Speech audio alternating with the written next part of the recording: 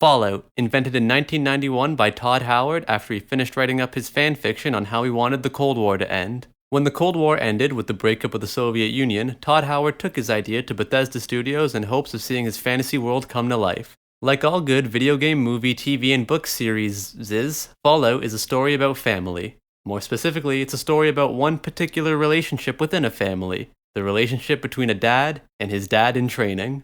Fallout takes a look at this relationship in a post-World War III world, where the USA, China, and the USSR have all yeeted nuclear weapons at each other.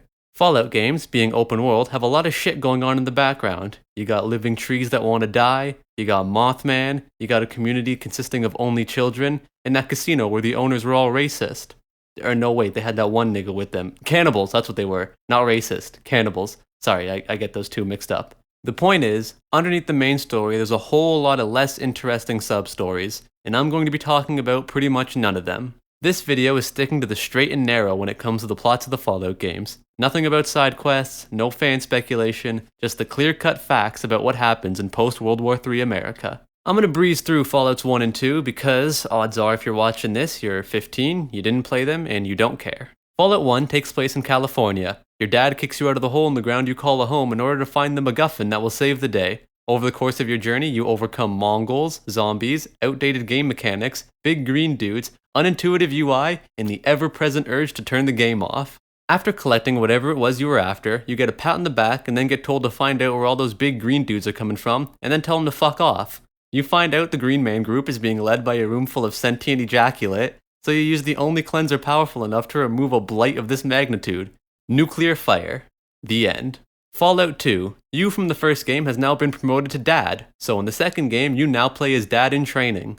I think actually there's a few generations of dads between you, but whatever. It's more the same from Fallout 1. It's got that classic isometric view, the classic turn-based combat, the characters that look like a pre-alpha test of LA Noire, and this thing. I'm not sure what it is, but it's there. You go get the thing, you go home, your dad's been kidnapped, you go rescue him, the end. Okay, on to the games you fucking zoomers might actually know. Fallout 3. The game starts with you exiting your mom's offspring cavern. Quick side note, in the Fallout universe, the option of pro-choice versus pro-life actually works in the opposite direction, where the child gets to choose if they want to kill their mother or not. You choose to do so, because as the not dad of the family, she's not important to the story. Call it sexist if you want. I don't make the rules, I just think them up, write them down, and then say them. So not dad dies, and your dad, who is Liam Neeson by the way, takes you to live in a hole in the ground.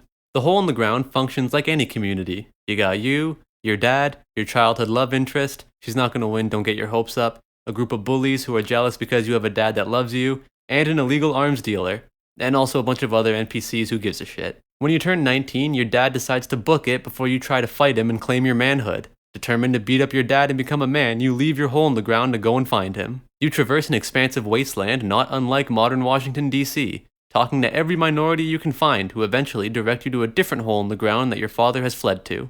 This hole is run by a German man with too much time on his hands, and we all know what happens when Germans aren't given enough things to do to keep them preoccupied. Shit gets weird. This particular German, one Dr. Braun, turned himself into a little girl, and then turned your dad into a dog, and earlier he invented something called a Gek, which executives just took to be a German word for hope or some shit. But Dr. Braun was actually just coughing up a bit of sausage when they asked him what the device was called. The Gek, as it turns out, is the MacGuffin your dad is looking for on his personal quest, and in turn, he refuses to fight you until you A. help him find the Gek, and B. free him from this persona like hell. After you undog your dad, you go and interrupt the Green Man group's comeback tour to steal the Gek from them. Before you can bring it back to your dad, some virgin in a trench coat kidnaps you, so you kill him and all his nerd friends. You bring the Gek back to your dad, he does a thing, there's a big robot for some reason, then you kick the shit out of your dad and finally become a man. The end. Now don't get me wrong, Fallout 3 is a great game, but it has one big glaring issue. You know what the best part of these open world RPG games is? It's the fact that literally everybody and their mothers can catch these hands at any moment. You could be walking around a town and hear a one-off line from some NPC talking shit. You just pop a quick save and see how long it takes to murder everybody in this bitch with nothing but a pool stick. Except for children. For some reason, children are immortal, so they can be massive dickheads all they want, and no matter how many times you clock them over the head with a tire iron, they never breathe any less. A minor complaint I know, I'm just nitpicking. Moving on. Fallout New Vegas. This game receives a lot of praise and is considered to be the best Fallout game by most people. These people are all wrong. Fallout New Vegas sucks. For one reason, and one reason only. There's no dads that are integral to the story. Not a current dad, not a dad in training, nothing. The game is centered around a conflict between two groups of equally dumb people. On one side, you have the NCR, a bureaucratic, authoritarian, centralized government full of corrupt, power-hungry officials and bootlicking subordinates with so much overreach I'm shocked they haven't all collectively pulled their latissimus dorsis. And on the other side, you've got Caesar's Legion, an imperialist dictator ruling over a group of anti-vax dudes LARPing as Roman legionnaires, who can't even agree on how to pronounce the word Caesar. Kaiser, whatever. They spend their days burning down towns and crucifying anyone who's on the liquor, and spend their nights in their shithole tents fucking each other in the ass. So, which do you want? I'm getting ahead of myself actually, let's pull back a bit. The game starts with you getting shot in the head. Unfortunately, the game does not end there because some piece of shit robot digs you up and some piece of shit doctor puts your brain back together. The doc then shows you his abstract paintings of a penis, a vagina, and I don't need to say what this is. You then promptly leave this pervert's home before he asks you to model for any more of his fetish art. As you stumble around, you inadvertently get caught up in the conflict between some epic gang leaders and the Chads and Veronicas of this little town. Doesn't matter which side you pick, you're not getting any tang either way. Your best bet is just murder everybody. After dealing with that stupid shit, you head north and immediately get bodied by a roaming gang of wasps. And if you have any sense, you turn the game off at this point. But if you're feeling extra masochistic, you can continue playing and head south instead. Eventually, you run into a town that's been destroyed by a furry. He's traveling with a bunch of actual dogs, which is concerning. Better make sure he's yiffing in hell just to be safe. Eventually, you get to the northern lights you were after in the first place. You spend some time in the ghettos surrounding the rich people neighborhood until you can prove that you can play capitalism well enough to buy your way in. You find the guy who shot you in the face and you return the favor. So the game is done now, right? Wrong. There are a handful of factions, each shitty, and they each have a figurehead who needs to be dealt with. First off, these annoying-ass roly-poly-oly looking piece of shit robots being led by some guy named Mr. House. He's trying to pull some Wizard of Oz shit, pretending to be some powerful entity when in reality he's just some raisin-looking motherfucker. You can just cough on him, and never mind the foreign pathogens that will destroy his vital organs, just the impact of the cough itself would be enough to cleanly sever his head from his neck. Then there's the NCR, led by President Gumball, whom you give the JFK treatment. Then there's Caesar's Legion, who has two idiots you need to take care of. The first is Caesar himself, who's suffering from super cancer. You could theoretically just wait that out, but you probably want to take a more proactive approach to this. After this, they replace Caesar with a new dingus to lead them, so you swiftly eliminate him as well. Then they put a dog on the throne, which causes a little bit more hesitation on your part, but you gotta do what you gotta do. And then they put a child on the throne. The smartest choice yet, seeing as how children are immortal. But out of all the choices, this child is the least capable leader, and so whatever. And finally, the last person to eliminate is the top general of Caesar's Legion. Now, unlike the rest of them, you don't use violence to remove this man. Instead, you subject him to a death by exposition by sitting there and reciting the entirety of Ulysses at him. With everyone dead, you're now free to turn off the game without even knowing what the actual story was. Fallout 4. This game switched up a few key concepts of Fallout. For one thing, they took away all the interesting dialogue options and replaced them with this wheel that gives you the same 4 options every time. Nice dude, massive asshole, somewhere in the middle, or a question. And also, for the first time ever, you no longer play as a dad in training. No, you play as a fully fledged, for real, current, 100% confirmed dad. The MacGuffin this time around is not a thing. It's actually your own dad in training who is kidnapped at the beginning of the game. And after being frozen for a few decades, you begin your long journey through Boston to find him. Once you eventually do find your dad in training, you discover he has taken up the title of father, implying that he has claimed his manhood despite never once actually knocking you out. At this point, your dad in training is now a frail, dying old man, and he knows he has no chance of besting you in a fist fight. So he has constructed an android in his own image to train in hopes of one day defeating you by proxy. So now you have to choose one of these 3 factions you want to team up with in order to blow up your dad in training's house. You've got the Brotherhood of Steel. They're cool because they've got the big-ass Zeppelin and that big robot from Fallout 3.